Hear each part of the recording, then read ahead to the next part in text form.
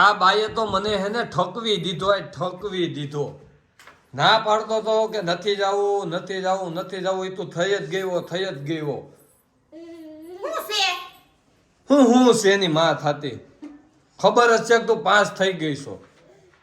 તમે કોઈ દી થયા તમારા હાથમાં આવું રિઝલ્ટ આવ્યું આમ પાસ લખેલું PASS એટલે પાસ થાય. તે તારી લીધે જ તે હું 12મા માં નાપાસ થયો, બાકી હું 12 5 એક દિન સમયે એમની મારી લીધે એટલે તમે ત્યારે ઓળખતા.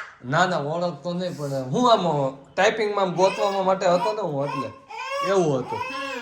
તો એમ નહીં ઓળખતા હોત ને તો તમે પાસ હોત એટલે અને ક્યાંક અધિકારી તમે હોત, હું નહીં. તો તું શું અધિકારી? એમ નહીં, તું પાસ થઈ ગઈ શું અધિકારી? આ શેનું રિઝલ્ટ છે? ઈ મને કે 12મા નું રિઝલ્ટ છે. 12મા થોડી એ કોલેજ નું હે, મેં કોલેજ કરી BCom. BCom નું રિઝલ્ટ અત્યારે એવું તારા હાથમાં? Bachelor of commerce. ઈ ભલે જી બેચલર ઓફ કોમર્સ હોય. ઓનલાઈન ની સિસ્ટમ થઈ ગઈ ને એટલે મેં ઓનલાઈન જોઈ લીધું હતું. મેં કીધું હાલો પાસ થઈ ગયા હી કે રિઝલ્ટ લેવા જાવું નથી. પછી મને એમ હતું કે હું કંઈક કરીશ BCom પછી M.Com કે એવું કંઈક કરીશ. પણ પછી તો શું કહેવાય કે પછી ત્યાં કર્યું ને, પછી ત્યાં કર્યા ને, લગ્ન કર્યા ને મારી હારે. ઈ તો કહો સગાઈ થઈ ગઈ એટલે તમે લોકો કે મને ભણાવી નહીં, મોટી મોટી વાતો બહુ કરી કોઈ ભણાવે નહીં. અમે એવું કઈ કીધું જ નથી. અમે ભણાવશું, અમે નોકરી કરાવશું.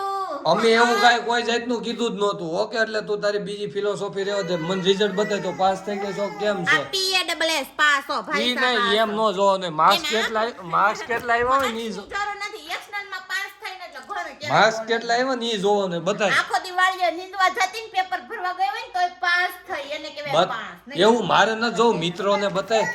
મિત્રોને બતાય એમ બતાવા હે ને પાસ થઈ ગઈ ને એટલું જોઈ લીધું ને તો ઘણું આવી ગયું.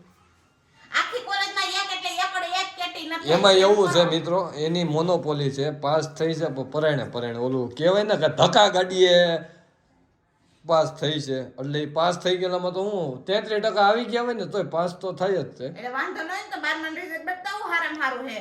અરે તો ભણતી તો હું મારે ભણતી કોલેજ તો મેં કહેવાય કે છોકરીએ કોલેજ કરેલી છે વટાવાટાણે દીકરીને એટલે કરી હતી મેં કોલેજ.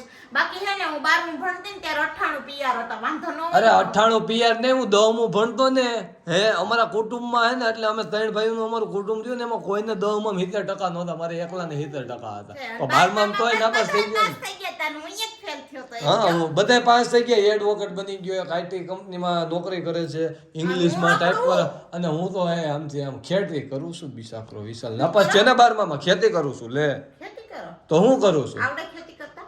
ખેતી નથી કરતો, તારી એરે રોજ માથાકૂટ કરો છો, લોહી બળતરા. ખેતી તો હું કરું હાચી, મારે રોજ કામે જવાનું, મૂલે જવાનું.